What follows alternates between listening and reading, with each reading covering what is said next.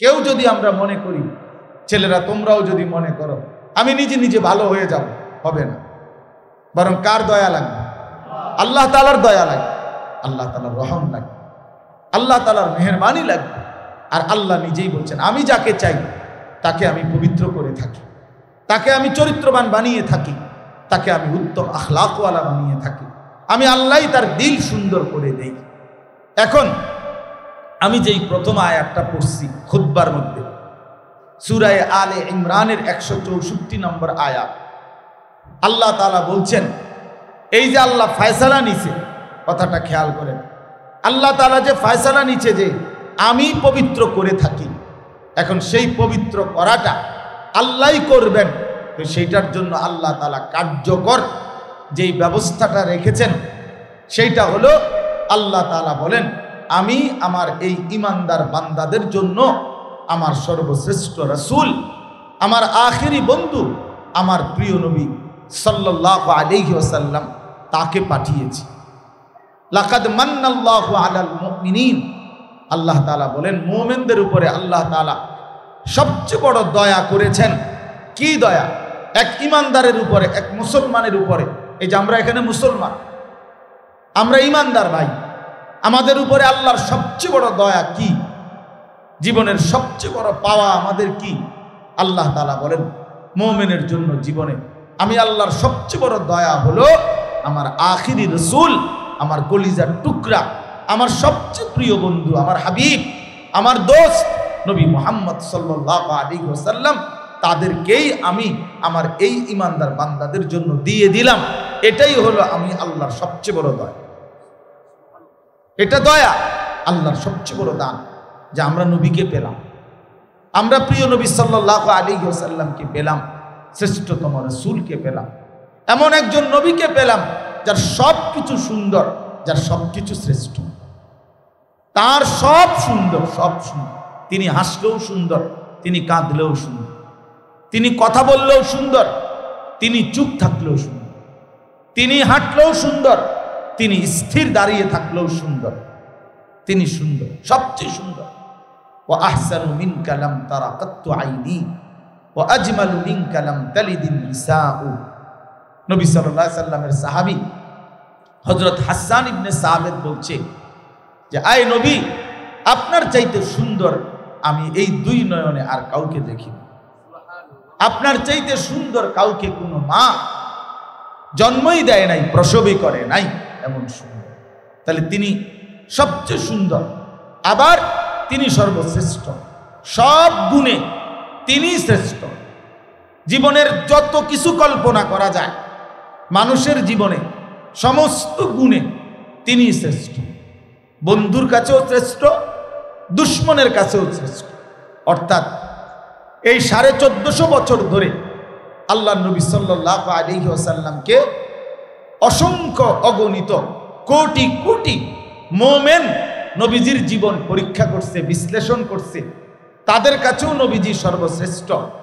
আবার এই 1450 বছর ধরে কত কাফের, বেঈমান, মুশরিক, নাস্তিক, মুরতাদ, কত বিধর্মী, গবেষক, পণ্ডিত, দার্শনিক, বুদ্ধিজীবী, কাফের তারা, কিন্তু তারা আমাদের নবী সাল্লাল্লাহু আলাইহি সাল্লামকে নিয়ে গবেষণা করেছে, তাদের কাছেও তিনি সর্বশ্রেষ্ঠ। এজন্য তিনি বন্ধুর কাছেও শ্রেষ্ঠ, দুশ্মনের কাছেও শ্রেষ্ঠ, আপনজনের কাছেও শ্রেষ্ঠ, পরের জনের কাছেও শ্রেষ্ঠ, সবার কাছেই তিনি সর্বশ্রেষ্ঠ। আল্লাহ তাআলা বলেন, এই সর্বশ্রেষ্ঠ রাসূল আমি তোমাদেরকে দিলাম, এটাই হলো আমার সবচেয়ে বড় দয়া, সবচেয়ে বড় ইহসান। এখন কেন দিলাম? আল্লাহ তাআলা বলেন 3টা উদ্দেশ্যে দিলাম। এক, ইয়াতলু আলাইহিম আয়াতিহি, আমার কালাম, আমার কোরআন আমার বান্দাদের সামনে তেলাওয়াত করবে, শোনাবে, শিখাবে। কোরআন তেলাওয়াত করবে, কোরআন শিখাবে, কোরআনের তেলাওয়াত উচ্চারণ করাবে, বিশুদ্ধ তেলাওয়াত করাবে। এইটা আমার রাসূলের মূল মাকসাদ। 2 নাম্বার, ওয়ায়ুযাক্কিহিম, এইটা বলার জন্য আমি বলছি। নবী সাল্লাল্লাহু আলাইহি সাল্লামের দ্বিতীয় দায়িত্ব, আল্লাহ তাআলা বলেন 23 বছরে আমি আমার রাসূলকে দিয়ে কি করলাম, কেন পাঠাইলাম? দ্বিতীয় জিম্মাদারি হলো ওয়ায়ুযাক্কিহিম, তিনি আমার বান্দাদের অন্তর পবিত্র করবেন। তাজকিয়া করবেন, ইসলাহ করবেন, সংশোধন করবেন। আমার বান্দাদের অন্তর থেকে সমস্ত মন্দ আখলাক, সমস্ত মন্দ স্বভাব দূরীভূত করে উত্তম স্বভাব দ্বারা সুসজ্জিত করে দিবেন, আখলাক দ্বারা সাজিয়ে দিবেন, জিন্দিগির দিলটা পরিশুদ্ধ করে দিবেন। এটা হলো তাজকিয়া। এটা নবী সাল্লাল্লাহু আলাইহি সাল্লামের 23 বছরের অন্যতম মিশন, দায়িত্ব। আর 3 নাম্বার হলো ওয়ায়ুআল্লিমুহুমুল কিতাবা ওয়াল হিকমা। আল্লাহ তাআলা বলেন তৃতীয় দায়িত্ব হলো, কেন আমি নবীকে দিলাম, তৃতীয় জিম্মাদারি হলো কোরআন এবং সুন্নাহর আলোকে আমার বান্দাদের পুরা জীবন তিনি হাতে কলমে শিখিয়ে দেবে, গঠন করে দিবে, জীবন গঠন করবে, এই উদ্দেশ্যে। তাহলে আমাদের প্রিয় নবী সাল্লাল্লাহু আলাইহি সাল্লাম এই পৃথিবীতে আসছেন 3টি মহৎ উদ্দেশ্যে। 1 নাম্বার, কোরআনুল কারীমের তেলাওয়াত উম্মতের সামনে পেশ করবেন, বিশুদ্ধ তেলাওয়াত উম্মতকে শিখাবেন, এই উদ্দেশ্যে। 2 নাম্বার, সমস্ত ইমানদার উম্মতের অন্তরকে সমস্ত মন্দ স্বভাব থেকে দূর করে উত্তম স্বভাব দ্বারা সাজিয়ে দেবেন। 3 নাম্বার, কোরআন এবং সুন্নাহর আলোকে আল্লাহ তাআলার পছন্দ মাফিক জিন্দিগি হাতে কলমে প্র্যাকটিক্যাল তালিম শিখিয়ে দিবেন। প্রত্যেকটা জীবনের হাসি কান্না আনন্দ বেদনা, রাত দিন একাকী, প্রকাশ্য ঘর সংসার, দেশ জাতি রাষ্ট্র রাজনীতি, একাকী জীবন, ব্যক্তিগত বিষয়, ওযু ইস্তেঞ্জা বসরা পায়খানা, এরপরে স্বামী স্ত্রী, রাতের দিনের যাবতীয় বিষয়াদি, সকল বিষয় একেবারে একটা সুই একটা সুতা। আল্লাহ নবী সাল্লাল্লাহু আলাইহি সাল্লাম শিখাইছেন যে এই গ্লাসের পানি, নবী সাল্লাল্লাহু আলাইহি সাল্লাম শিখিয়েছেন উম্মতকে যে তিনি 3 ঢোকে 3 নিঃশ্বাসে পানি পান করতেন। প্রতিটা নিঃশ্বাস গ্লাসের মধ্যে ফেলতেন না, নিঃশ্বাস বাহিরে ফেলতেন। লা ইয়াতানাফাসু ফিল ইনা। আল্লাহ নবী সাল্লাল্লাহু আলাইহি সাল্লাম পাত্রে, গ্লাসে, জগে, মগে নিঃশ্বাস ফেলতেন না এবং 3 নিঃশ্বাসে কমপক্ষে পানি পান করতেন। এরপরে আরো বেশি হইতে পারে, কিন্তু কমপক্ষে 3 নিঃশ্বাসে পান করতেন। তাহলে কি বোঝা গেল? বোঝা গেল আল্লাহ নবী সাল্লাল্লাহু আলাইহি সাল্লাম উম্মতের নিঃশ্বাসটা কেমনে ফেলবে এটাও ঠিক করে দিয়েছে, এটাও ঠিক করে দিয়েছে, নিঃশ্বাস পর্যন্ত ঠিক করে দিয়েছে। ঘর বাহির, ওযু ইস্তেঞ্জা, টয়লেট বাথরুম, পেশাব পায়খানা, রাত দিন একাকী প্রকাশ্য, জীবনের সকল অঙ্গনে, জীবনের প্রতিটা পদক্ষেপে, একেবারে আদনা থেকে আদনা, ছোট থেকে ছোট, বড় থেকে বড়, সব ব্যাপারে সব বিষয়ে তিনি সর্বোচ্চ সুমহান আদর্শ কোরআন সুন্নাহর আলোকে আল্লাহ তাআলা কি চাচ্ছেন, জান্নাতের উপযোগীটা কেমন হইলে হবে, আখিরাতের মুক্তি কিভাবে মিলবে, ডান হাতে আমলনামা কিভাবে আসবে, ফুল সিরাত কিভাবে বিদ্যুতের মতো পার হবে, অর্থাৎ আখিরাত এবং জান্নাতের উপযোগী আল্লাহ যা চাইছেন তার শতভাগ প্র্যাকটিক্যাল আল্লাহর নবী সাল্লাল্লাহু আলাইহি সাল্লাম সাহাবায়ে কেরামের মাধ্যমে উনাদের কাছে নবী সাল্লাল্লাহু আলাইহি সাল্লাম শিখিয়ে দিয়েছেন। এটাই নবী সাল্লাল্লাহু আলাইহি সাল্লামের মিশন ছিল। তাইলে প্রিয় ভাই, আমার বলার উদ্দেশ্য হলো, এবার আমি যে মূল বক্তব্যটা বলতে চাচ্ছি, ওই আয়াতের মাধ্যমে বললাম যে নিজেকে নিজে পরিবর্তন, বিশুদ্ধ আত্মশুদ্ধি করা যায় না, নিজে নিজে একাকী ভালো হওয়া যায় না। আল্লাহ বলেন আমার দয়া লাগবে, আমার অনুগ্রহ লাগবে, আমার মেহেরবানি লাগবে।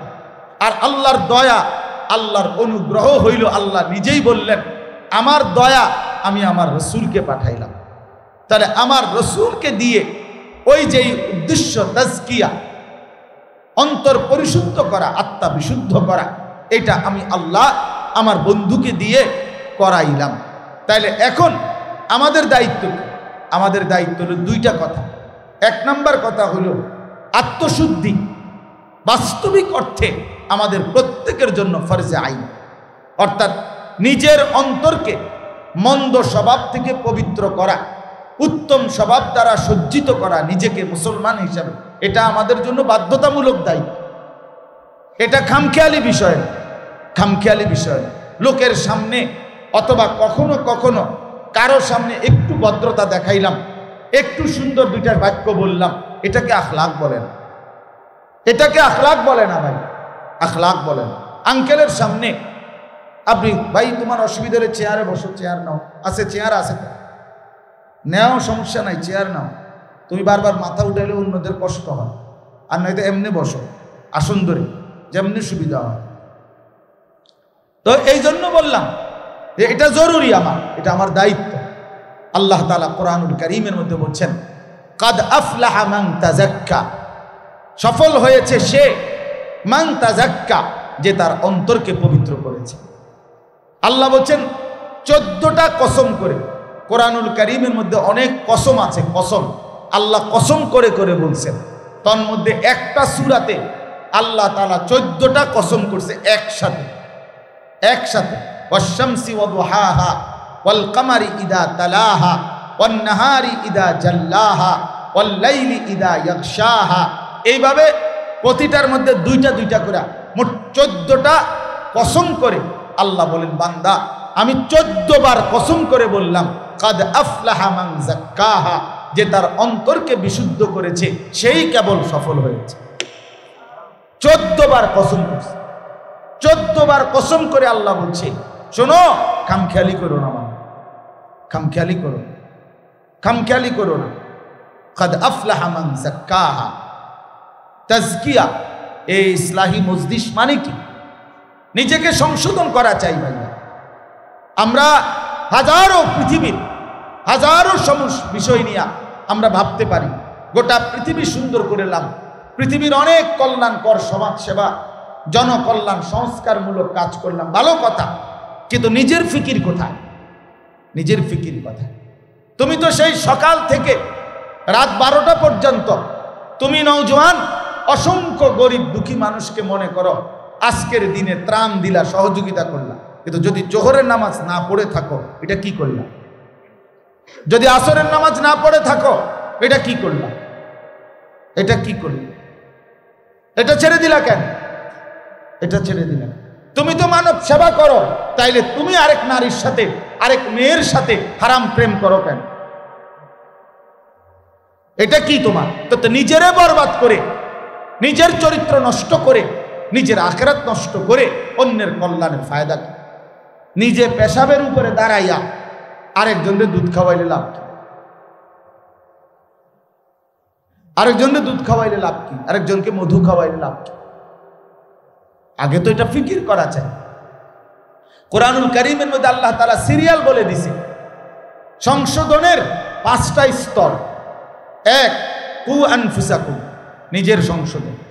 2 ওয়া আহলিকুম, পরিবারের সংশোধন। 3 ওয়া আনদির আশিরাতাকাল আকরাবিন, নিকট আত্মীয় স্বজনের সংশোধন। 4 লিতুমদিরা উম্মাল কুরা ওমান হাওলাহা, নিজ এলাকা এবং এলাকার আশপাশের সমস্ত মানুষের সংশোধন। 5 উখরিজাত লিন-নাস তা'মুরুনা বিল মা'রুফি ওয়া তানহাউনা আনিল মুনকার, গোটা বিশ্ব মানবতার সংশোধন। কয়টা হইল? 5টা। এর মধ্যে 1 নাম্বার কি? বলো না ভাইয়া, 1 নাম্বার কি? তো তোমার ফিকির কি? তোমার ফিকির কই ভাই? তোমার ফিকির অনেক। আমরা প্রত্যেকে এখন যদি আমরা বলি যে আপনারা প্রত্যেকেই 10,000 টাকা চাঁদা দিবেন, 5,000 টাকা চাঁদা দিবেন, সবগুলো টাকা একত্র করে আমরা গরিব দুঃখী মানুষকে বিভিন্ন জনকল্যাণমূলক কাজ করব, নিঃসন্দেহে ভালো কাজ, নিঃসন্দেহে ভালো কাজ, অনেক বড় সওয়াবের কাজ। কিন্তু বিষয়টা হলো এইটা মিলে যাবে, হয়তো এইটা টাকারও ব্যবস্থা হয়ে যাবে, কম্বলের ব্যবস্থাও হয়ে যাবে, কিন্তু আমরা যদি বলি চলেন সিদ্ধান্ত নেব আমরা 30 দিন, আমরা 60 দিন একটানা ফজরের নামাজ জামাতের সাথে পড়ব প্রথম কাতারে, এইখানে পাওয়া একটু কঠিন, এখানে পাওয়া কঠিন। আল্লাহর কসম, আমার কথা হলো এইটা, আমার এই মাকসাদ শুধু এইটা যে হ্যাঁ ভাইয়া, মানবের সেবা, মানুষের কল্যাণ, মানুষের উপকার অবশ্যই জরুরি, ভালো কাজ, কিন্তু নিজের সংশোধন আরো বেশি জরুরি, আরো বেশি জরুরি। আমি বদলাবো কোন দিন? আমার চরিত্র সুন্দর হবে কোন দিন? এই নওজোয়ান কিশোর বয়সে যদি 16 বছর, 18, 20 বছর বয়সে যদি একটা ছেলে এতটা চরিত্রহীন হয়ে যায়, 18 বছর বয়সে যদি নারী ছাড়া, নারীর ছবি ছাড়া, উলঙ্গ দৃশ্য দেখা ছাড়া তোমার একটা রাতও না কাটে, তো আগামীর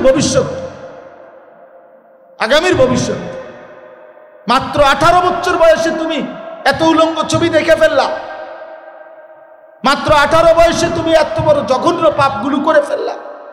ছি ছি ছি, আমি তো জানি 16 বছর 18 বছর বয়সের ছেলেদের সাথেও তো আমার কথা হয়। এত অল্প বয়সী ছেলেও জিনা এবং ব্যভিচার, নারীর সাথে অসভ্যতায় একেবারে ভাইসা গেছে, ডুবে গেছে।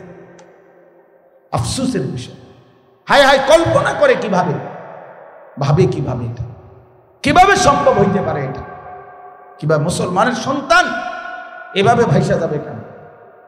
মুসলমানের সন্তান এভাবে চরিত্রহীন হবে কেন?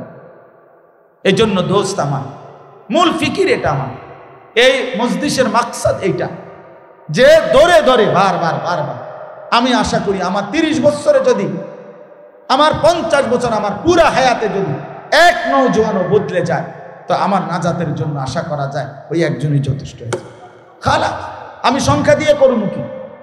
আমার 10,000 ভক্ত জরুরি না ভাইয়া, 50,000 ভক্ত দিয়ে আমি করবোটা কি?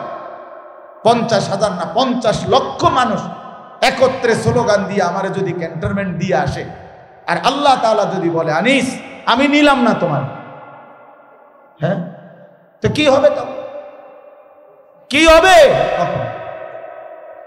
এই পরিচিতি, এই সুখ্যাতি, এই সুনাম দিয়ে দোস্ত হবেটা কি? পৃথিবীবাসী তোমার চুল দেখলো, পৃথিবীবাসীকে তুমি ফেসবুকে প্যান্টের মডেল দেখাইলা, মোটর সাইকেলের মডেল দেখাইলা, আখলাক দেখাইবা কোন দিন? আখলাক দেখাও, আখলাক দেখাও। মুসলমান আখলাক দেখাবে। এই পৃথিবীতে এই পৃথিবীর অসংখ্য অঞ্চলে মুসলমানের আখলাক দেখে লাখো মানুষ কালেমা পড়ে মুসলমান হয়েছে। হ্যাঁ, আজকে যেইটা ভারতের একটা প্রদেশ আছে কেরালা, যেটারে মালাবার বলতো আগে, এখন কেরালা প্রদেশ বলে, ইন্ডিয়ার একটা এলাকা। এইখানে মুসলিম ব্যবসায়ী উনাদের উত্তম আচরণের দ্বারা, উনাদের উত্তম আখলাকের দ্বারা ওই অঞ্চলের হিন্দুরা দলে দলে কালেমা পড়ে মুসলমান হয়েছে, এবং সেই মাধ্যমে এখন এখানে বৃহৎ জনগোষ্ঠী এখানে মুসলিম। আখলাক। সাইপ্রাস এশিয়া এবং আফ্রিকা নাকি না ইউরোপের সংযোগ একটা দেশ, একটা দ্বীপ, ছোট সাইপ্রাস। এই সাইপ্রাসের মধ্যে সর্বপ্রথম মুসলিম ব্যবসায়ী কাফেলার আখলাক দেখে সর্বপ্রথম মানুষ ওই অঞ্চলে মুসলমান হয়েছে। শ্রীলঙ্কায়, যে ছোট্ট দেশ, এই শ্রীলঙ্কায় যে কয়জন মুসলমান হয়েছে, তো মুসলিম ব্যবসায়ী কাফেলার আখলাক দেখে। সিন্ধু প্রদেশ, আমাদের এই ভারতীয় উপমহাদেশে সর্বপ্রথম যিনি কালেমার পতাকা উড়াইছেন, সিন্ধু প্রদেশে রাজা দাহিরের আমলে, রাজা দাহিরকে পরাজিত করে মোহাম্মদ ইবনে কাসেম রহমতুল্লাহ আলাই মাত্র 18-20 বছর বয়সে আরব থেকে আইসা যিনি এই সিন্ধু বিজয় করে ইসলামের পতাকা উড়াইছেন, তো ওনার আসার প্রেক্ষাপট এবং ইসলাম বিজয়ের পুরা প্রেক্ষাপট মুসলিম একটি ব্যবসায়ী কাফেলার কারণ। আমার বন্ধু, আমার ভাই, আমার বলার উদ্দেশ্য এই কথাটা, মুসলমানের আখলাক দেখে, নওজওয়ানের আখলাক দেখে মানুষ আল্লাহর দিকে ফিরবে। হাদিসের মধ্যে আছে, আল্লাহর নবী সাল্লাল্লাহু আলাইহি ওয়াসাল্লাম বলছেন, সাহাবায়ে কেরামের জন্য নবীজি দোয়া করতেন, আল্লাহুম্মা হদি বিহিম, আল্লাহুম্মা হদি বিহিম। এটা সাহাবীদের জন্য নবীজির দোয়া ছিল। মানে কি? মানে হলো আল্লাহর কাছে নবীজি বলতেন, আল্লাহ আমার সাহাবীদেরকে আপনি এমন বানায় দেন যেন কোরআন থেকে যেমন মানুষ হেদায়েত পায়, আমি রাসূলের সুন্নাহ থেকে যখন মানুষ যেমন হেদায়েত পায়, তো আমার সাহাবীদেরকে দেখেই যেন মানুষ হেদায়েত পেয়েছে। আল্লাহুম্মা হদি বিহিম মানে এদের দ্বারা হেদায়েত দেয়, সাহাবাদের দ্বারা হেদায়েত দেয়, ওদেরকে দেখেই যেন হেদায়েত পায়, ওদের আখলাক দেখেই যেন হেদায়েত পায়। जो ना थे खुद राह पर औरों के हादी बन गए, क्या नजर थी जिसने मर्दू को मसीहा कर दिया। আল্লামা ইকবাল বলছে নবীজিকে স্মরণ করে, হে নবী সাল্লাল্লাহু আলাইহি ওয়াসাল্লাম, হায় আপনি কি গঠন করলেন আপনার এই পবিত্র সাহাবাদেরকে। একদিন এরা পথহারা ছিল, একদিন এরা গুমরাহ ছিল। পৃথিবীর সমস্ত মন্দ কর্ম জাহিলি যুগে মক্কাবাসী করত, চুরি ডাকাতি জিনা ব্যভিচার। ভাইয়া ওদিকে তাকায়ও না, ভাই এদিকে তাকাও।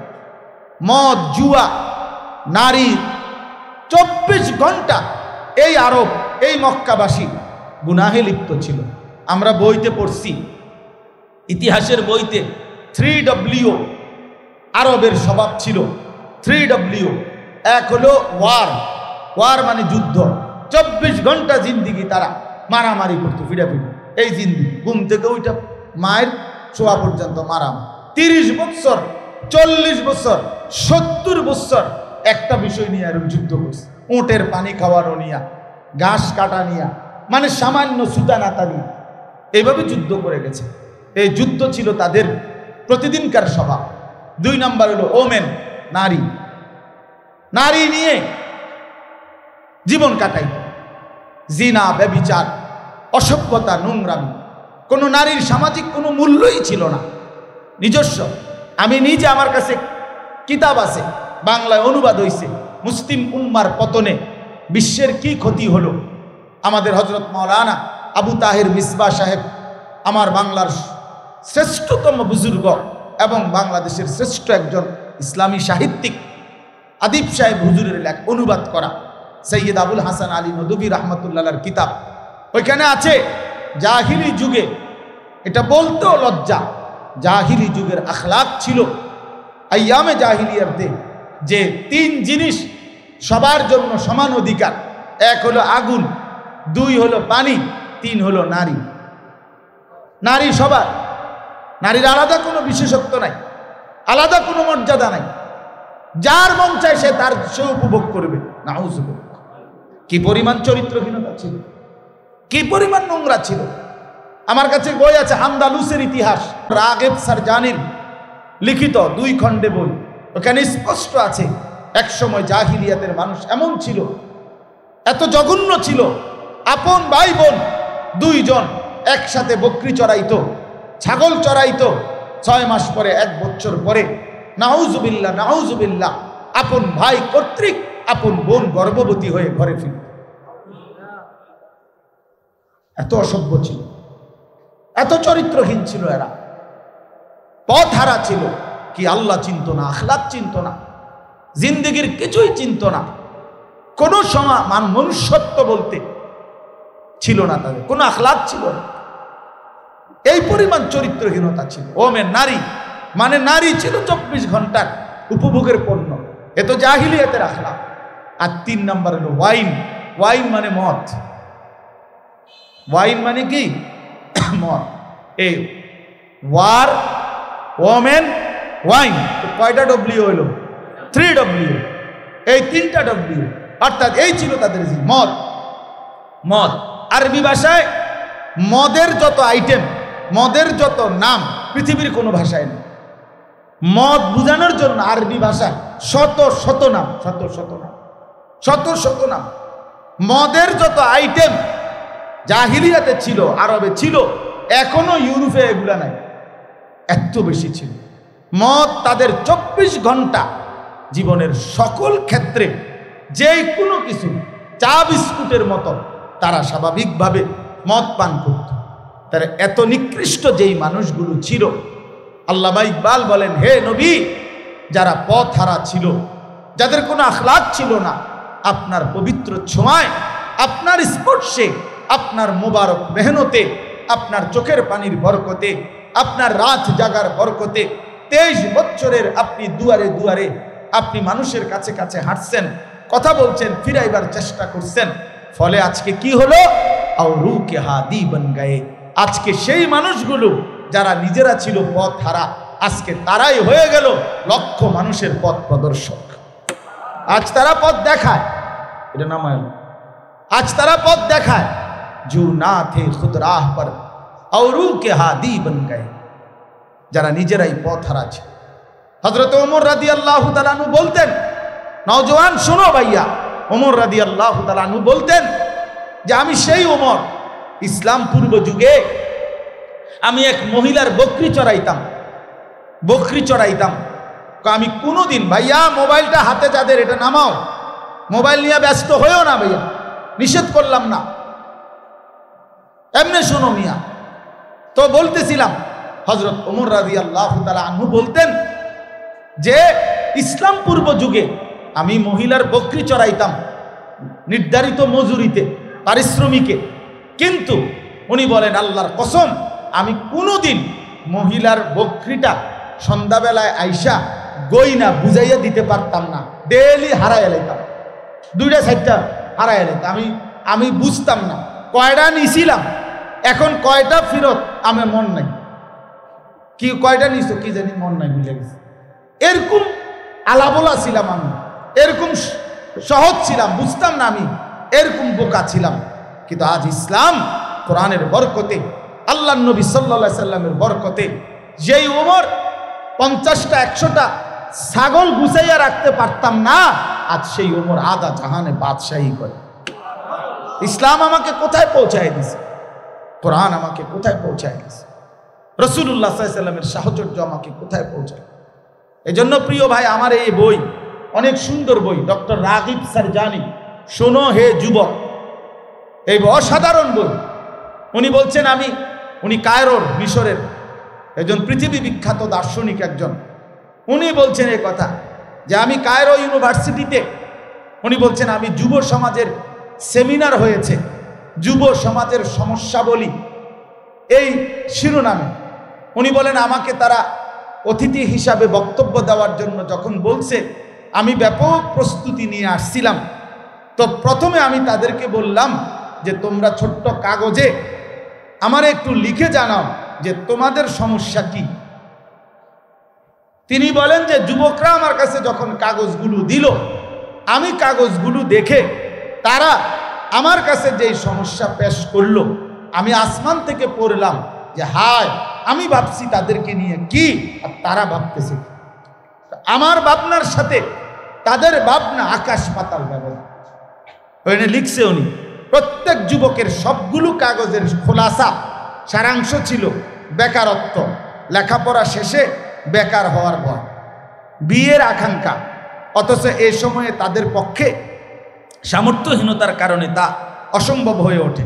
যুবক যুবতীদের অবাধ মেলামেশার প্রেক্ষিতে তাদের যৌন আকাঙ্ক্ষা নাড়া দিয়ে ওঠা, দৃষ্টি নামিয়ে রাখতে কষ্ট হওয়া, জটিল শিক্ষা ব্যবস্থা ও তা কাজে না লাগার অনুভূতি, গোপন কু অভ্যাস, হাতের অপব্যবহার, নিজের আখলাকের অপব্যবহার, লজ্জাস্থানের অপব্যবহার ইত্যাদি, দরিদ্রতা, অর্থ সংকট, টাকা পয়সার টানাটানি, এক পেশে ভালোবাসা, মানে বুঝাইছে কেউ কেউ লিখছে আমি ওকে ভালোবাসি, ও আমার পাত্তাই দেয় না।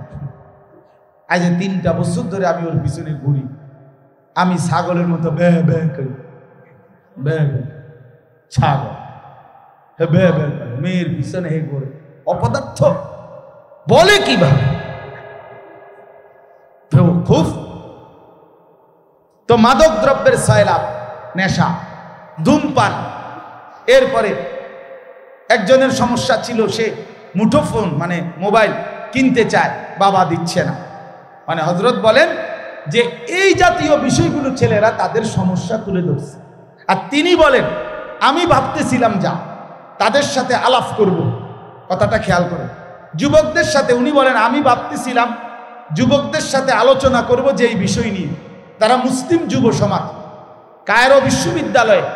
আমি ভাবতেছিলাম তাদের সাথে আলাপ করব এই বিষয়গুলো কি, যে আজ অধিকাংশ মুসলিম দেশে শরিয়া আইন বাস্তবায়ন না হওয়া, মানব রচিত আইন ও নীতিমালার প্রতি আস্থাশীল হওয়া এবং কোরআন সুন্নাহ বিমুখ হওয়া, এই ব্যাপারে আমাদের নওজোয়ানদের কি কর্মসূচি হওয়া উচিত।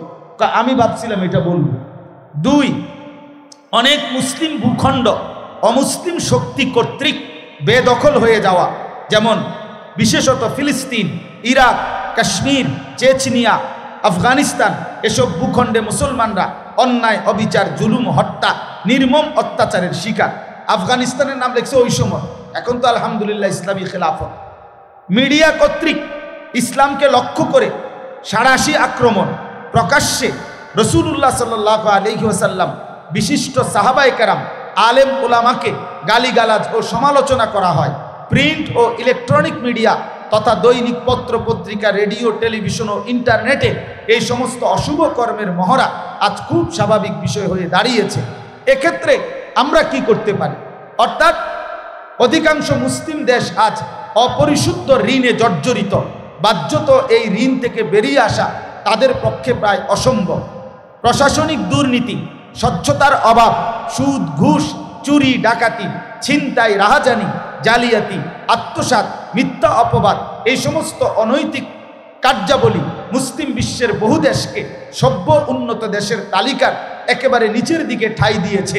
এক্ষেত্রে আমাদের পদক্ষেপ কি হইতে পারে? জ্ঞান বিজ্ঞানে পিছিয়ে পড়া, কারিগরি ও সৃজনশীল শিক্ষা ঘাটতি, বিশ্বের বহু অঞ্চলে ইসলামের দাওয়াত না পৌঁছা, মানব জাতির একটা বৃহৎ অংশ এখনো ইসলামের বাণী শুনেনি, অথবা শুনে থাকলেও মিথ্যা কিংবা বিকৃত বাণী শুনেছে। অথচ মুসলিম উম্মার জন্য ফরজ ভূপৃষ্ঠের প্রত্যেক ব্যক্তির কাছে ইসলামের দাওয়াত পৌঁছানো। এরম অনেকগুলো লিখছে। উনি বলেন, আমি ভাবতেছিলাম এসব বিষয় নিয়ে সারা পৃথিবীব্যাপী আলমী চিন্তা ফিকির নিয়ে আমি যুব সমাজের সাথে আলোচনা করব, আর এরা আমার কাছ থেকে সমাধান চায়। তার বাবা যে মোবাইল কিনে দিচ্ছে না, এটার সমাধান কি? তারা আমার কাছে জানতে চায়, মেয়েটা যে আজকে 3 বছর ধরে তারে প্রেমের অফার দিচ্ছি, এখন সে যে আমার প্রেম প্রত্যাখ্যান করতেছে, এই জন্য তাবিজটা কি? বুঝেন নাই কথাটা? এই হলো, তিনি বলেন যে যুবক তার সমস্যা জানতে চাইছে আমার কাছে, বলছে এটা সমাধান চাচ্ছে, এগুলা মোবাইলের সমস্যা, তার নারীর প্রেমের বিষয়। আর আমি ভাবতেছিলাম তাদেরকে নিয়ে গোটা পৃথিবীব্যাপী ইসলামের পুনর্জাগরণের স্বপ্ন। তা আমি কোথায়, তারা কোথায়? তারা কোথায়? আমাদের জেনারেশন কোথায়? এই জন্য বাপ, এই জন্য বন্ধু, এই জন্য দোস্ত, আমরা আত্মসংশোধন, নিজেকে গঠন, নিজের ঈমান, নিজের আখলাক, নিজের চরিত্র, নিজের জিন্দেগি যদি গঠন না করি দোস্ত, আগামী পৃথিবীতে ইসলামের বিজয় কিভাবে হবে? কিভাবে হবে? আমাদের যেই ফিলিস্তিনের হামাসের যে মুজাহিদ, যিনি শাহাদাত বরণ করেছিলেন, ইয়াহিয়া সিনওয়ার রাহমাতুল্লাহি আলাইহি, এই মহান যোদ্ধা, এই যে কয়েকদিন আগে যিনি শহীদ হলেন, ইসরায়েলের এই ইহুদি কুত্তারা সর্বশেষ যখন ওনাকে ড্রোনে হামলা করে, শেষ মুহূর্তে উনি যখন লাস্ট টের পাইছে যে ওনার উপরে শেষ বোমাটা হামলা করবে, তখনও ওনার হাতে একটা ছোট লাঠি ছিল, ছড়ি ছিল। এই লাঠিটা জানে উনি কিছুই হবে না এটা দিয়া, কিন্তু তারপরও শেষ হাতের লাঠিটা তাদের দিকে ছুঁড়ে মারছে, বলছিলেন যা বেটা, জান দিলাম, তবুও তোদেরকে প্রত্যাখ্যান করব। কলিজার শেষ রক্ত দিয়েও, কলিজার শেষ রক্ত দিছে, কিন্তু ইসলামের উপরে মজবুত ছিল, দ্বীনের উপরে মজবুত ছিল, দ্বীনের উপরে। কিছুদিন আগে যখন গাজাতে এক হসপিটালের মধ্যে ইসরায়েলের বোমা হামলা হয়, তখন ওই হসপিটালের শেষ মুহূর্ত পর্যন্ত একজন ডাক্তার সাহেব, উনি হসপিটালের রুগীদের, আহতদের চিকিৎসা করতেছিল, কিন্তু ওই অবস্থায় ওনার গায়ে যখন বোম পড়ছে, এবার উনি শহীদ হয়ে গেছে। এই শহীদ হওয়ার পূর্ব মুহূর্তে হসপিটালের সাদা যেই ব্ল্যাকবোর্ড, সাদা বোর্ড, হোয়াইট বোর্ড, এই হোয়াইট বোর্ডের মধ্যে উনি শেষ লিখে গেছে, আগামী প্রজন্ম আমাদের মনে রেখো, আমরা শেষ পর্যন্ত চেষ্টা করছি। এই কথা লিখে উনি মরে গেছে, শহীদ হয়ে গেছে। ফিলিস্তিনের যিনি জাতিসংঘের অধিবেশনে বক্তব্য দিছিলেন, ফিলিস্তিনের প্রতিনিধি, এই কথা বলতে গিয়ে তিনি গোটা বিশ্বের সামনে, বিশ্ব মোড়লদের সামনে চোখের পানি ফেলে কাঁদছিলেন। জাতিসংঘের অধিবেশন, কিন্তু তার হিম্মতটা কি? ডাক্তার লিখে গেছে যে আমাদের মনে রেখো, মানে উনি বলছেন, আরো লম্বা লাইন আছে, উনি বলছেন আমার বিশ্বাস আমার মাটি আজাদ হবে, আমার ভূমি মুক্ত হবেই। তো তোমরা যেদিন মুক্ত করবা, যেই প্রজন্ম, তোমরা আমাদেরকে মনে রেখো যে আমরা শেষ মুহূর্ত পর্যন্ত আমরা মাতৃভূমির সংরক্ষণের জন্য চেষ্টা করেছি। তাইলে বিষয়টার বাস্তবতা কি? আজকে আমরা স্বপ্ন দেখার কথা সারা পৃথিবী নিয়ে, স্বপ্ন দেখার কথা ইসলামের পুনর্জাগরণ নিয়ে। অস্ট্রেলিয়া, আমাদের একজন ঘনিষ্ঠ পরিচিত মানুষ আছেন, দাওয়াত ও তাবলীগের কাজ করেন, উনি অস্ট্রেলিয়াতে থাকেন। উনি বলছেন, আমাদের সুদর্ণপুর আমার শায়েখের মাদ্রাসার মধ্যে উনি তখন বক্তব্য দিতে গিয়ে বলছিলেন যে অস্ট্রেলিয়াতে এমন বিচ্ছিন্ন ছোট ছোট দ্বীপ এখনো আছে, এখনো এই অত্যাধুনিক পৃথিবীর এই যুগেও অস্ট্রেলিয়াতে এমন বিচ্ছিন্ন দ্বীপ আছে যেখানে মানুষের বসবাস সভ্য পৃথিবীর কোনো ছোঁয়া যেখানে লাগে নাই, সেই জায়গাতেও আপনার এখনো এমন অনেক মানুষ আছে যারা কালেমার আহ্বান শুনে নাই, ইসলামের দাওয়াত পায় নাই। তো এখন ওই মানুষগুলো পর্যন্ত পৃথিবীর শেষ মানুষটার কাছে ইসলাম পৌঁছিয়ে দেওয়া কার জিম্মাদারি? এখনো আবু বকর সিদ্দিক রাদিয়াল্লাহু তাআলার জিম্মাদারি। কথা বলে না, বলো না ভাইয়া? এখনো কি ওমরে ফারুকের জিম্মাদারি? তো কার জিম্মাদারি? ওমর ফারুকের উত্তরসূরির জিম্মাদারি, আমার জিম্মাদারি, তোমার জিম্মাদারি। তুমি কোন দিন ডাকবা মানুষকে আল্লাহর দিকে? তুমি ফিরবা কোন দিন? দিন নাই, রাত নাই, শুধু মোবাইল, শুধু নারী, শুধু ছবি, শুধু অস্থিরতা, শুধু বেহায়াপনা, শুধু হাসি ঠাট্টা আহ্লাদ। এই এক জিন্দেগি কি? শুধু বিনোদন, শুধু মজা, শুধু উৎসব, শুধু আনন্দ, শুধু ফুর্তি। হায় হায়, একই জীবন, একই জীবন। এ কোথায় যাচ্ছি আমরা শেষ পর্যন্ত? এজন্য বন্ধু, দোস্ত, আখলাকের সুন্দর চাই, আখলাকের সুন্দর চাই, আখলাকের সুন্দর চাই। একজন যুবক, মূলত আমাদের কোরআন সুন্নাহর ভাষায় যে প্রাপ্তবয়স্ক সেই যুবক, অর্থাৎ যে বালেগ হয় সেই যুবক, সেই যুবক মূলত, অর্থাৎ একটা মেয়ে 13 থেকে 14 এই 1 বছরের ভিতরে সাবালিকা হয়, সেই প্রাপ্তবয়স্ক, যখনই তার মাসিক ঋতুস্রাব শুরু হয়। আর একটা ছেলে 14 থেকে 15 এই 1 বছরের ভিতরেই সে প্রাপ্তবয়স্ক হয়। এই বছরের ভিতরেই স্বাভাবিকভাবে তার বীর্যপাত হয়, স্বপ্নদোষ হয়, বীর্যপাত হয়। আর তখন থেকেই সে, যেদিন থেকে প্রথম তার বীর্যপাত হয়েছে সেদিন থেকেই সে সাবালক, যুবক, প্রাপ্তবয়স্ক।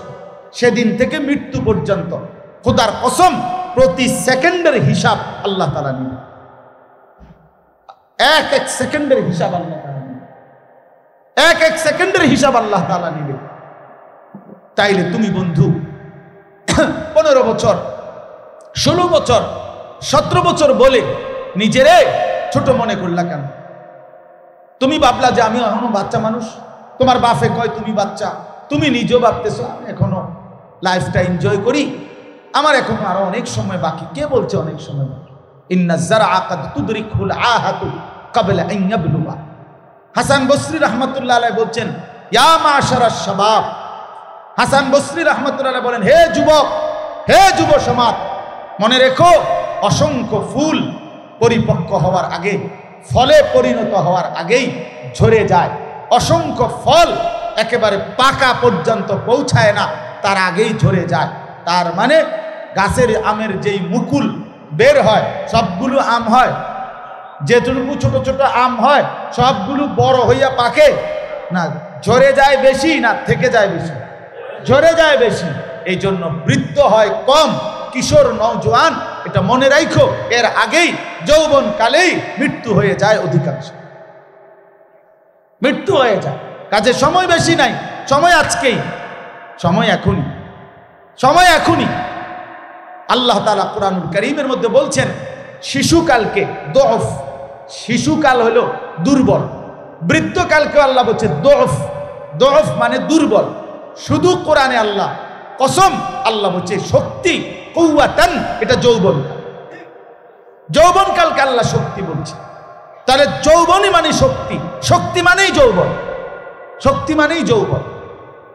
এই জন্য যৌবনকালে কেউ যদি নষ্ট হয়ে যায় পরে ঘুরে দাঁড়ানো কঠিন, পরে ঘুরে দাঁড়ানো। এই উঠতি বয়সে যে নষ্ট হয়ে যায়, চরিত্রহীন হয়ে যায়, গুনার মজা পাইয়া যায়, নারীর মজা, গুনার মজা, জিনার মজা, ব্যভিচারের মজা, অশ্লীলতার মজা, নিজের হাত নিজের লজ্জাস্থানকে নাপাক ব্যবহার করার মজা, এই অসভ্যতা যে মজা পেয়ে যায়, ফিরে আসা কঠিন হয়ে যায়, কঠিন হয়ে যায় দোস্ত।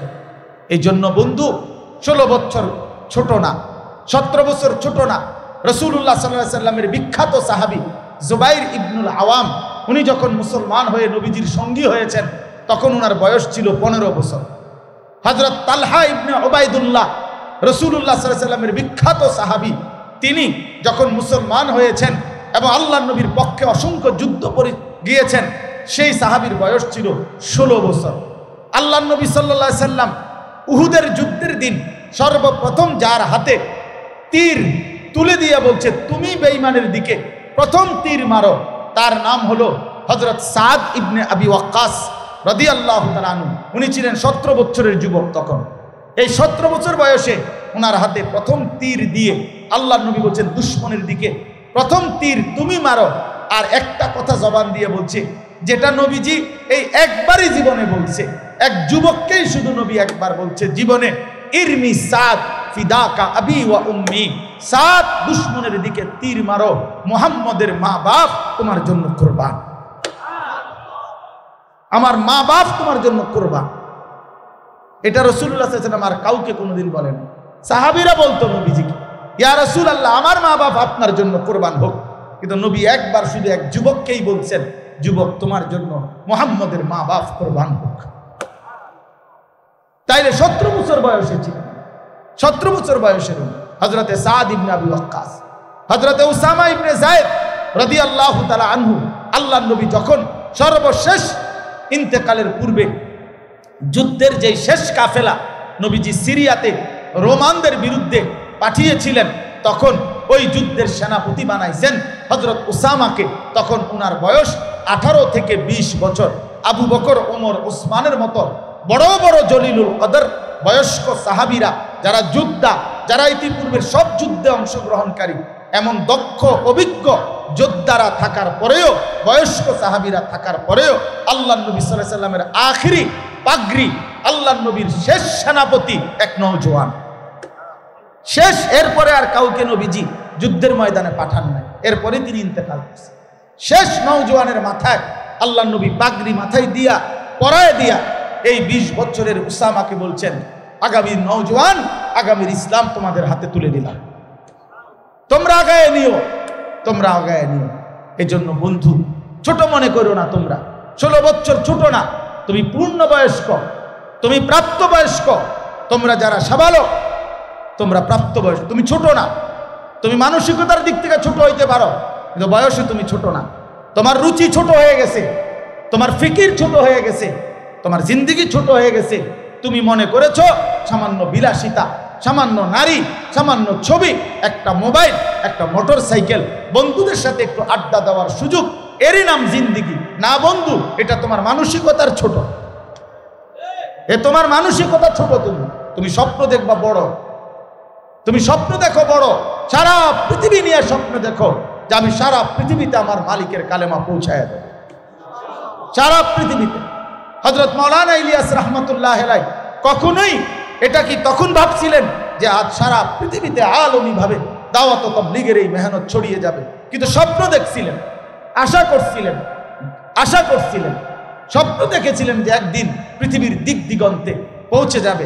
হযরত মাওলানা ইলিয়াস রাহমাতুল্লাহ আলাইহি এত বেশি অসুস্থ ছিলেন যে পড়ালেখার জীবনে উনি ঘন্টার পর ঘন্টা মাথা নিচের দিকে দিয়ে উপর হয়ে শুয়ে থাকতেন। এত দুর্বল, এত অসুস্থতা ওনার ছিল যে ঠিকমতো পড়তেও পারতেন না। হযরত মাওলানা ইয়াহইয়া কান্দলভি, মানে ইলিয়াস রাহমাতুল্লাহ আলাইহির বড় ভাই ইয়াহইয়া কান্দলভি রাহমাতুল্লাহ আলাইহি, উনি খুব অসুস্থ। অসুস্থ অবস্থা থেকে যখনই একটু ভাল লাগতো তো একটু বই নিয়ে খুলতেন। তখন ইয়াহইয়া কান্দলভি রাহমাতুল্লাহ বলতেন, ইলিয়াস কইরা তুমি আর কিরবা, তোমার যে শরীর, হ্যাঁ, শুধু শুধু কি লেগা পড়বা, হ্যাঁ, তুমি তো মরেই যাইবা, তোমার দিয়ে তো আর কিচ্ছু হবে না।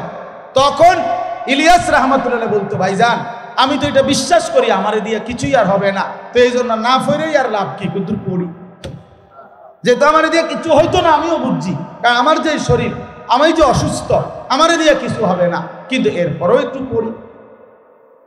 সেই মানুষটা সারা পৃথিবী আলোকিত করে দিচ্ছে। যুগ জামানা বদলে দিতে চাই না হাজার জন, এক মানুষই আনতে পারে জাতির জাগরণ। একজনই পারে, একজনই চাইলে।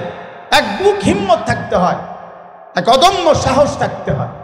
এজন্য নওজোয়ান ভাই, আমি আজকে ইনশাআল্লাহ আবার সুযোগ হলে জোহরের পরে আসরের আগে আবার কথা বলবো ইনশাআল্লাহ, কিন্তু আজকে আমার এটুকু প্রথম কথা যে আমার শুধু ফিকির এটা, আমি বুঝাইতে পারলাম কিনা যে আমাদের নিজের আখলাক, নিজের চরিত্র, নিজের জিন্দিগি গঠন হওয়া দরকার কিনা? বলো না ভাইয়া, দরকার কিনা? তুমি বদলাও ইনশাআল্লাহ, আগামী পৃথিবী বদলে যাবে ইনশাআল্লাহ। সারা পৃথিবীতে কালেমার পতাকা উঠবে ইনশাআল্লাহ। হ্যাঁ হ্যাঁ, নওজোয়ান অসম্ভব সম্ভাবনাময়। আল্লাহ তাআলা যুবকদের প্রশংসা করছেন, নবীজিকে বলছেন। মক্কার কাফেররা নবীজিকে বলছে, মুহাম্মদ তুমি ওই যুবকদের ঘটনাটা শোনাও, যারা তোমার পূর্বে এক যুগে যারা গুহার মধ্যে আশ্রয় নিছিল, ওই যুবকদের গল্পটা বলো দেখি, তাইলে আমরা মাইনা নেব তোমার। কোরআন শরীফের আয়াতের মধ্যে আছে, আল্লাহ তাআলা বলছে, বন্ধু ঘটনাটা আমি শুনাই। আল্লাহ নিজে বলছে, বন্ধু ঘটনা বহুত মজাদার ঘটনা, বন্ধু আমি শুনাই। নাহনু নাকুসসু আলাইকা নাবাআহুম বিল হক, ঘটনা আমি শোনাচ্ছি, আপনি শুনেন আমার থেকে, আমি আল্লাহ ঘটনা শুনাই। তো আল্লাহ তাআলা বড় মায়া করে ঘটনা শুরু করছে এভাবে, ইন্নাহুম ফিতিয়াতুন, ওরা না ছিল একদল যুবক, আমানু বিরাব্বিহিম, ওরা আমার উপরে ঈমান আনছিল, 7 যুবক, ওয়াজিদনাহুম হুদান, বাকি যা হেদায়েত, বাকি যা কল্যাণ সব আমি তাদের বাড়ায় দিছি, বাকিটা আমি বাড়ায় দিছি। ওয়ারাবাতনা আলা কুলুবিহিম, আমি আল্লাহ তাদের কলিজার ভিতরে ঈমান শক্ত করে রশি দিয়া বাঁধা দিছি, যে পৃথিবী নড়ে যাবে। আমার মামা একবার আমার মা নাস্তা দিয়া ডেকচির মধ্যে আমার বোনের বাড়ির দিয়ে আসতে কইছে, সাইকেল পিছনে বাইন্দা। আমার মামায় আমার এটা সাইকেলের পিছনে রশি দিয়া বান দিয়া দিছে ডেকচিটা।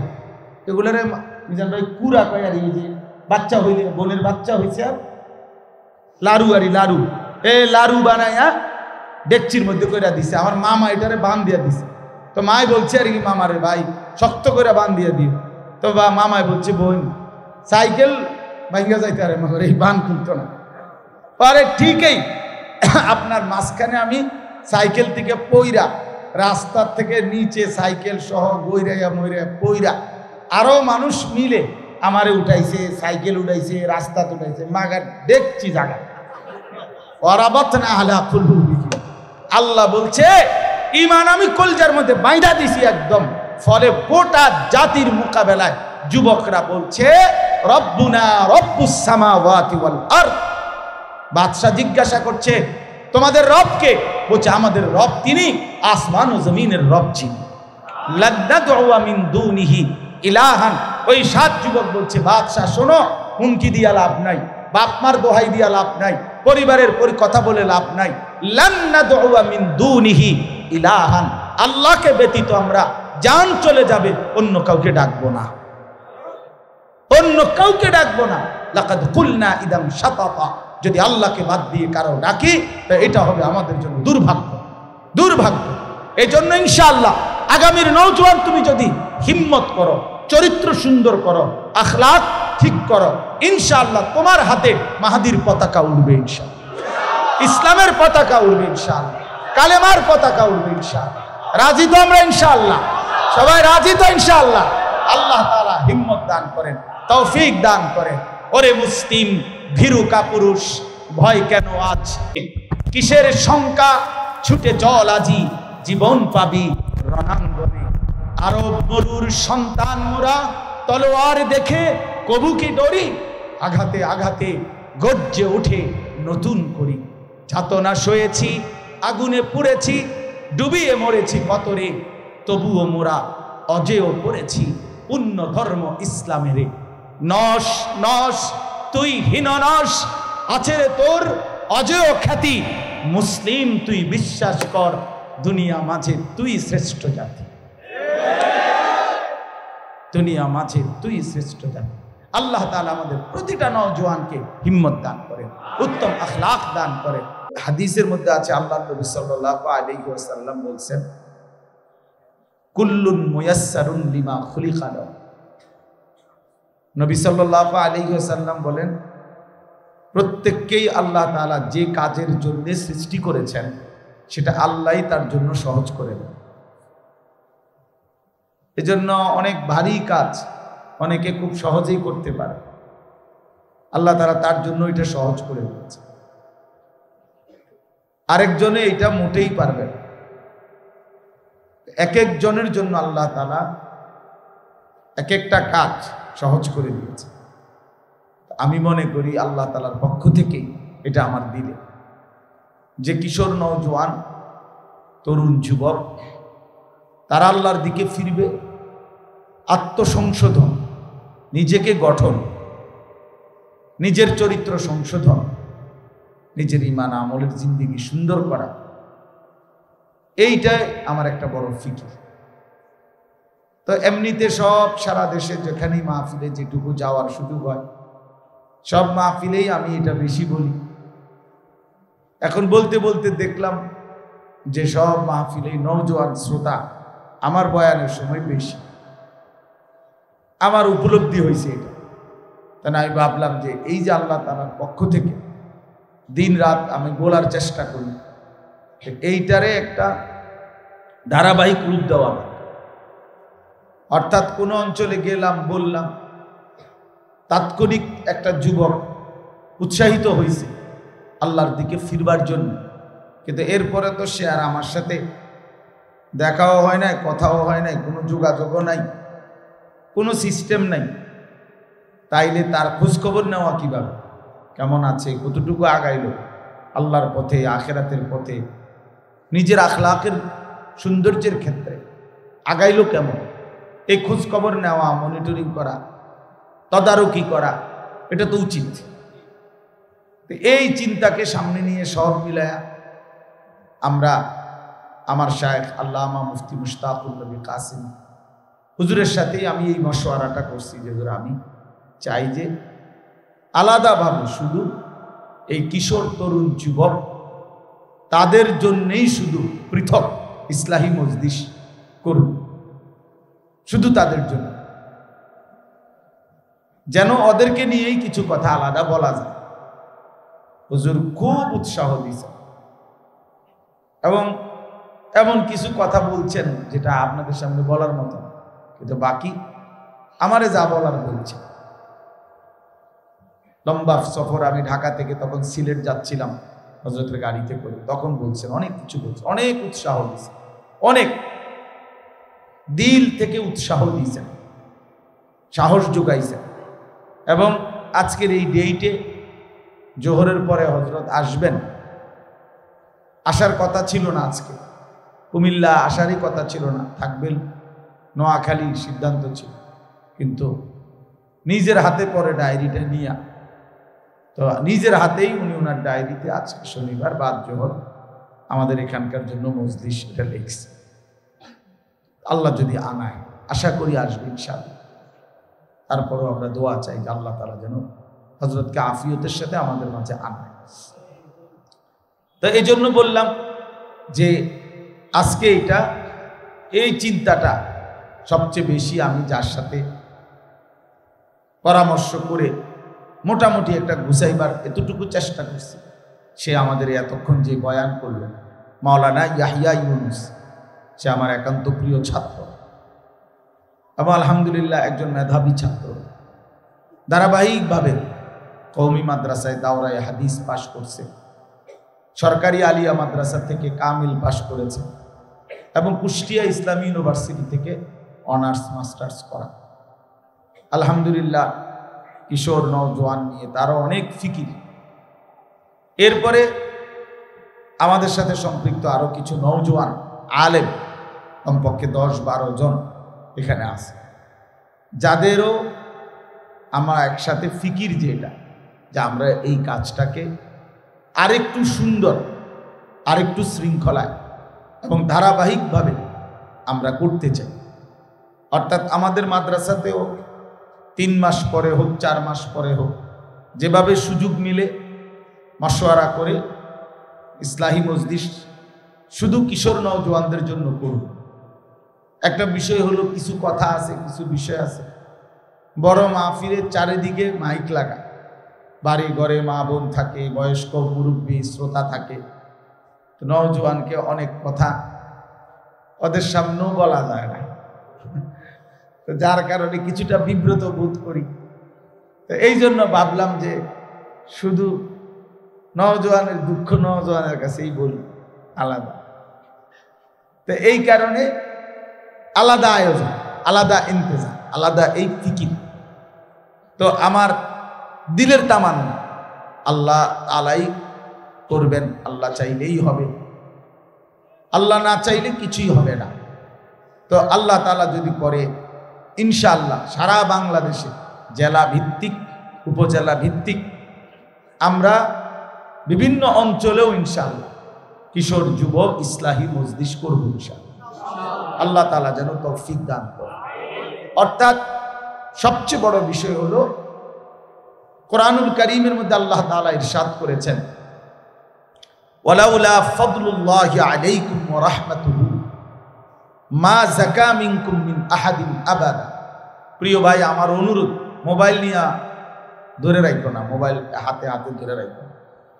নওজোয়ান ভাই, মোবাইল ধরে রাখো না, এমনি শোনো। তো মোবাইলে রেকর্ড করার দরকার নেই, মোবাইলে এরা রেকর্ড করতেছে, পরে দরকার হলে এদের থেকে শুনে দেখে নেই, কিন্তু এমনি শোনো। যারা অনেক কষ্ট করে, আমি নিজেও সকালবেলা, আমার এটা ঘুমের টাইম, স্বাভাবিকভাবে আমি সকালবেলা ঘুমাই, কিন্তু আমার এই ঘুমের টাইম আমি না ঘুমাই আসছি।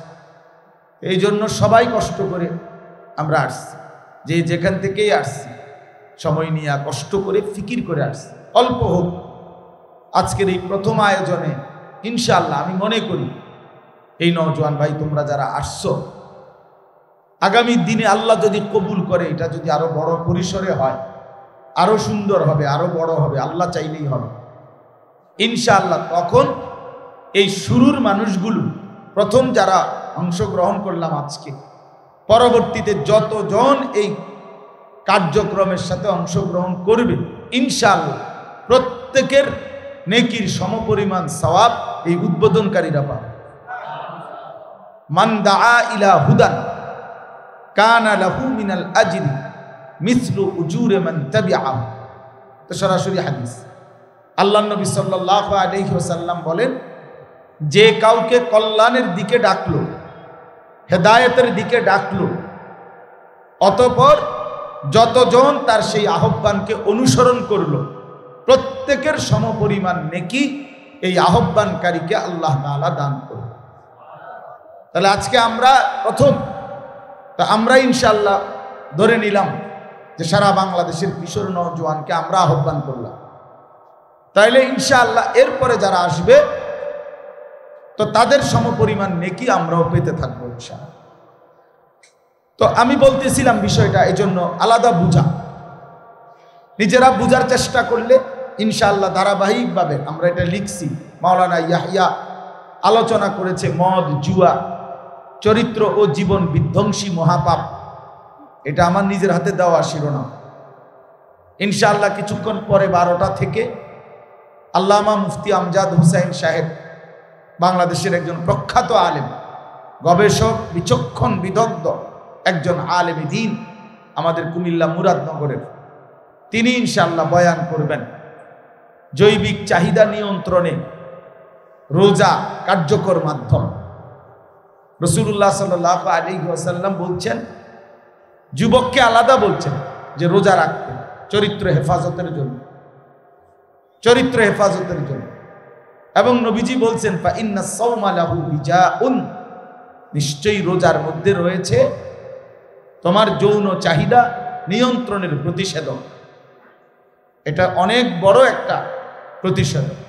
এই বিষয়টার উপরে, রোজার বিষয়টা, যুবকের জৈবিক চাহিদা নিয়ন্ত্রণে কার্যকর একটি ভূমিকা, এটা নিয়ে ইনশাআল্লাহ উনি আলোচনা করবেন। হযরত মাওলানা মুফতি ইউসুফ বিন ইকবাল, বাংলাদেশের এখন বর্তমান সময়ের নওজোয়ান আলোচকদের মধ্যে একজন অন্যতম আলোচক, অনেক সুন্দর বয়ান করে মৌলানা, আলহামদুলিল্লাহ। উনিও আসতেছেন, উনিও আলোচনা করবেন জিনা, ব্যভিচার ও হারাম সম্পর্কের ক্ষতিকর প্রভাব এই বিষয়। আমাদের কুমিল্লা ক্যান্টনমেন্টের দাওয়াত ও তাবলীগের আমাদের সাথী, আমাদের উলামায়ে কেরামের সাথে সম্পৃক্ত একজন দিন দরদি ডাক্তার, শিশু বিশেষজ্ঞ ডাক্তার, ডাক্তার মিজানুর রহমান, উনি ইনশাআল্লাহ কিছুক্ষণ বয়ান করবেন জীবন গঠনে দাওয়াত ও তাবলীগের ভূমিকা। আমার শায়েখ আরিফ বিল্লাহ হাকিমুন নফস আল্লামা মুফতি মুশতাকুন নবী কাসেমি জোহরবাদ হুজুর ইনশাআল্লাহ বিরতির পরে বয়ান করবেন।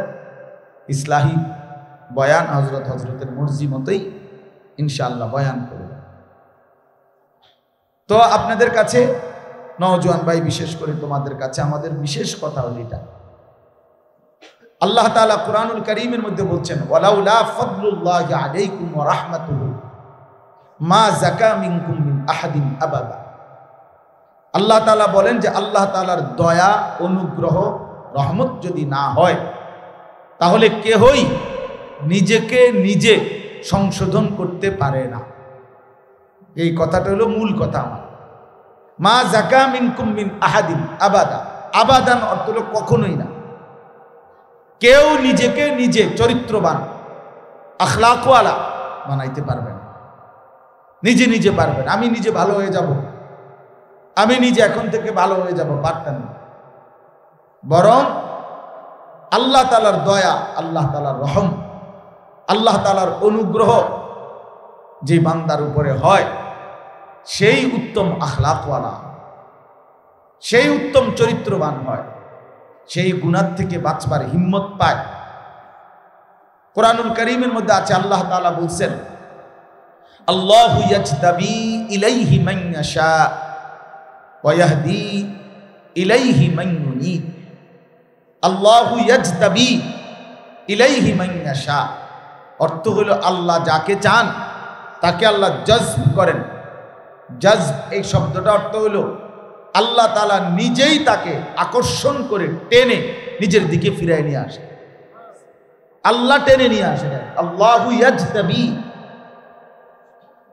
সাইয়্যিদুনা ওমর রাদিয়াল্লাহু তাআলা আনহুকে আল্লাহ তাআলাই জজব করেছেন, অর্থাৎ আল্লাহ তাআলাই কুফরির রাস্তা থেকে আল্লাহর নবী সাল্লাল্লাহু আলাইহি সাল্লামকে হত্যা করতে রওনা দিছে, হাতে তলোয়ার, প্রচন্ড রাগ, চোখে মুখে লাল, এবং মক্কার কুরাইশদেরকে বলছে, তোমরা গিয়া কাবা ঘরের সীমানায় দাঁড়াও, আমি মুহাম্মদের কল্লা নিয়ে আসতেছি। নাউযুবিল্লাহ।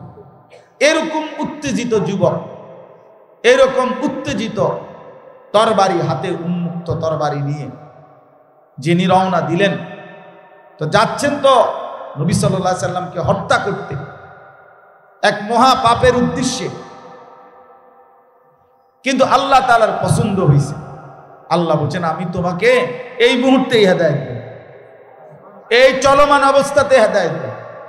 তো আল্লাহ তাআলা জজব করে, আল্লাহ যেন টেনে হযরত ওমর রাদিয়াল্লাহু তাআলা আনহুকে তৎক্ষণাৎ এই পথে, এই অবস্থাতেই আল্লাহ তাআলা তাকে কালেমার দৌলত দিয়ে নবী সাল্লাল্লাহু আলাইহি ওয়াসাল্লামের কাছে যখন এনেছেন, লম্বা ঘটনা, যখন এনেছেন আল্লাহ নবী সাল্লাল্লাহু আলাইহি সাল্লাম এর সামনে সাহাবীরা যারা ছিল, কিতাবের মধ্যে আছে যে ওমর রাদিয়াল্লাহু তাআলা আনহুকে দেখেই সাহাবায়ে কেরাম দাঁড়ায় গেছে, প্রত্যেকেই তরবারি খাপের মধ্যে হাতে লাগাইছে, অর্থাৎ তারা বুঝছে ওমর এখন নবীজিকে আক্রমণ করবে, এজন্য ওনারাও দাঁড়ায় গেছে রেডি হয়ে। কিন্তু আল্লাহ নবী সাল্লাল্লাহু আলাইহি সাল্লাম বলছেন, তোমরা থামো, আমি তার চেহারার মধ্যে ঈমানের নূর দেখতে পাচ্ছি, থামো, আসতে দাও তাকে। তো ওমর রাদিয়াল্লাহু তাআলা আনহু আসছেন, আল্লাহ নবী সাল্লাল্লাহু আলাইহি ওয়াসাল্লামের হাতে কালেমা পড়ছেন। ঠিক নবীজির হাতে যখন ওমর কালেমা পড়ছে, তখন মুসলমানের সংখ্যা পূর্ণ হয়েছে 40 জন, মানে এর আগ পর্যন্ত ছিল 39 জন। ওমরের মাধ্যমে 40তম সংখ্যাটা পূর্ণ হয়েছে। আল্লাহ তাআলা তখন কোরআনুল কারীমের আয়াত নাজিল করছেন জিবরাইলকে পাঠিয়ে, ইয়া আইয়ুহান নাবিয়্যু হাসবুকাল্লাহু ওয়া মানিত্তাবাআকা মিনাল মুমিনিন। বন্ধু আমার, নবী আমার, এখন থেকে নিয়ে আপনার জন্য আমি আল্লাহই যথেষ্ট, এবং এই পর্যন্ত যে কয়জন মুমিন হয়েছে এরাই আপনার সহযোগিতার জন্য যথেষ্ট। তার মানে ওমর মুসলমান হয়েছে, এইবার আপনি আপনার কালেমা, আপনার দাওয়াত প্রকাশ্যে উন্মুক্ত বলতে থাকেন। হযরত ওমর রাদিয়াল্লাহু তাআলা আনহু তখন এই বাকি 39 জন সাহাবী সহ আল্লাহর নবী সাল্লাল্লাহু আলাইহি ওয়াসাল্লামকে নিয়ে খানায়ে কাবার সামনে আইসা বলছে, ইয়া রাসূলুল্লাহ, আপনি সেজদা করেন, আর ওনাদেরকে বলছে আপনারা সেজদা করেন আল্লাহর জন্য। আর ওমর রাদিয়াল্লাহু তাআলা একা তরবারি তুলে, মক্কার কুরাইশরা তো আগেই দাঁড়ায় আছে, তো তাদেরকে বলছে যদি কেউ তার মায়ের বুক খালি করতে চাও তা একটা কোপ দিয়ে ভালাই দেব, আর কেউ হিম্মত করে। হযরত জিবরাইল আলাইহিস সালাম আসছে, আয়েশা তখন বলছে, ইয়া রাসূলুল্লাহ, লাকাদ ইস্তাবশারা আহলুস সামাই বিইসলামি ওমর। ইয়া রাসূলুল্লাহ, গোটা আসমানের সব ফেরেশতারা, 7 আসমানের কোটি কোটি ফেরেশতা এই মুহূর্তে আপনার ওমরের কালেমা শুনে, ইসলাম দেখে গোটা আসমানে ওনারা খুশিতে তাকবীর ধ্বনি দিয়েছে। গোটা আসমানবাসী ফেরেশতারা খুশিতে আনন্দে উদ্বেলিত হয়ে গেছে। তাইলে আল্লাহ তাআলা যাকে চায়, আল্লাহু ইয়াজতাবি ইলাইহি মান ইয়াশা। এজন্য প্রিয় বন্ধু, আল্লাহ তাআলা চাইলে মানুষ বদলে, আল্লাহ তাআলা আমূল বদলায় দেয়, আমূল পরিবর্তন করে দেয়, জিন্দেগি গড়ে দেয়, সাজিয়ে দেয়, পরিবর্তন করে দেয়। আবার আল্লাহ তাআলার আরেকটা নিয়ম, ওই পরের অংশ আয়াতের, ওয়াহদি ইলাইহি মান ইউনিব। আল্লাহ তাআলা বলেন, এক তো হইল কাউকে কাউকে আল্লাহ ইচ্ছে করে একেবারে গুনাহ নাফরমানির অবস্থা থেকেই ইউটার্ন করে আল্লাহ তাকে ঈমানওয়ালা আমলওয়ালা বানায় দেয়, এটা আল্লাহর একটা বহুত বড় মেহেরবানি। আর আরেকটা হলো আল্লাহ তাআলা বলেন, মান ইউনিব, যে আমি আল্লাহর দিকে ঝুঁকে আসে, আমি আল্লাহ, সে আসে যে দূর, তার চাইতে বেশি এগিয়ে আমি তাকে হেদায়েত দিয়ে দেব। এই হলো দ্বিতীয় তরফ। অর্থাৎ বান্দা যদি কিছুটা আগায়, আমি ভালো হতে চাই, আমি চরিত্রবান হতে চাই, আমি জীবনটা নষ্ট করতে চাই না, আমি আখিরাতকে পেতে চাই, আল্লাহ আমি আপনাকে চাই, এই একটু মানসিকতা তার ভিতরে আসছে, এখন সে সিদ্ধান্ত নিছে আল্লাহর রাস্তায় একটু আগাবে, ভালো হওয়ার একটু ফিকির করবে। তো আল্লাহ তাআলা বলেন, এমন দিল থেকে বান্দার মধ্যে যদি আমি দেখি যে আসলে সে আমি আল্লাহর দিকে ঝুঁকছে, বাস্তবিক অর্থে সে আমার দিকে আসতে চাচ্ছে, আল্লাহর কসম আল্লাহ বলে আমি তাকে তার চাইতে এগিয়ে হেদায়েত দিয়ে থাকি। তাহলে দুই তরফ, এক হলো কাউকে আল্লাহ তাআলা চাইলে একদম পুরা ইউটার্ন করে মন্দ রাস্তা থেকে কল্যাণের পথে নিয়ে আসেন, আর কাউকে আল্লাহ তাআলা, বান্দা যদি একটু ঝুঁকে আগায়, তো আল্লাহ তাআলা তার চাইতে বেশি এগিয়ে তাকে হেদায়েত দিয়ে থাকে। হাদিসে কুদসিতে আছে, আল্লাহ তাআলা বলেন, ইয়া আদম কুম ইলাইয়া আমশি ইলাইকা। হে বনি আদম, তুমি আমার জন্য দাঁড়াও, আমি তোমার জন্য হাঁটব। তুমি দাঁড়াইলে আমি আল্লাহ হাঁটব। ওয়ামশি ইলাইয়া উহারবিলু ইলাইকা। আল্লাহ তাআলা বলেন যে হে আমার বান্দা, তুমি আমার জন্য হাঁটো, আমি আল্লাহ তোমার জন্য দৌড়ব। মানে তুমি যে দূর, আমি তার চাইতে বেশি, আমি তার চাইতে বেশি। তুমি 1 বিঘত আসবা, আমি 1 হাত আসব। তুমি 1 হাত আসবা, আমি 2 হাত আসব। তুমি হাঁটতে হাঁটতে আসবা, আমি আল্লাহ তাআলা তাইতুকা হারবালাতান, আমি আল্লাহ তাআলা তোমার দিকে রহমত নিয়ে, মাগফিরাত নিয়ে দৌড়তে দৌড়তে আসব। এই জন্য প্রিয় ভাই, আল্লাহ তাআলা চাইলে মানুষ পরিবর্তন হয়। ওয়ালাউলা ফাদলুল্লাহি আলাইকুম ওয়া রাহমাতুহু মা যাকা মিনকুম মিন আহাদিন আবাদা। আল্লাহর দয়া, আল্লাহর ফজল, অনুগ্রহ না হলে কেউ নিজেই নিজেকে পরিবর্তন করতে পারে না। ওয়ালাকিন্নাল্লাহা ইউযাক্কি মান ইয়াশা।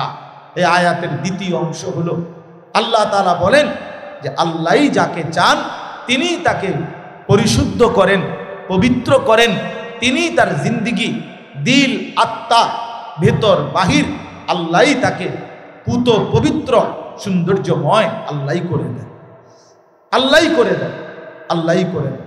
ওয়ালাকিন্নাল্লাহা ইউযাক্কি মান ইয়াশা, আল্লাহ যাকে চান তাকে তিনি পবিত্র করেন। তাহলে এখানে একটা মৌলিক কথা এটা মনে রাখতে হবে যে জন্য বয়ান,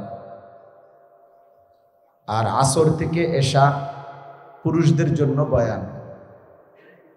এই ধারাবাহিকতায় অনেক দিন ধরেই চলতেছে।